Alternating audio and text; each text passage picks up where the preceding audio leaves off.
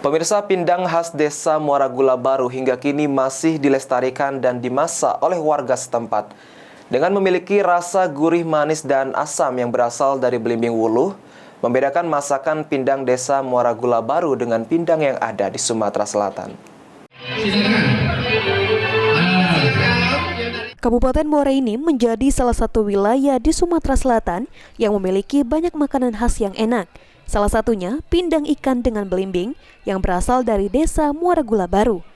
Resep makanan yang diwariskan oleh leluhur terdahulu ini memiliki cita rasa segar yang khas hingga kini masih menjadi kudapan sehari-hari yang lezat.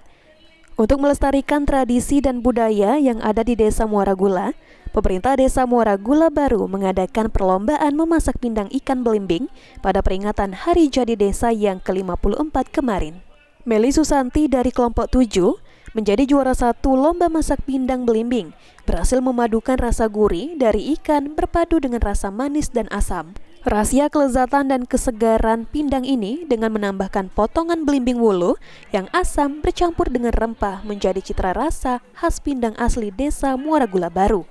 Pindang ini menjadi kudapan sehari-hari masyarakat desa dan masakan ini menjadi kebudayaan dan tradisi hingga kini masih terjadi.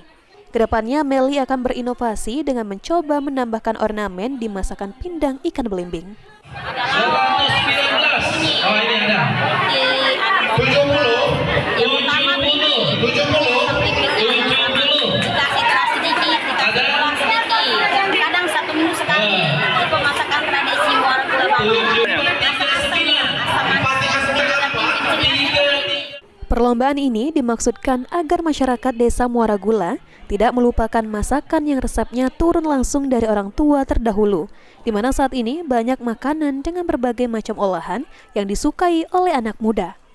Selain lezat dan segar, masyarakat rumahan ini menggunakan bahan-bahan alami atau tidak menggunakan bahan atau zat yang berefek kepada kesehatan tubuh, jadi sangat aman dikonsumsi oleh semua kalangan. Mardiansyah, PAUL TV.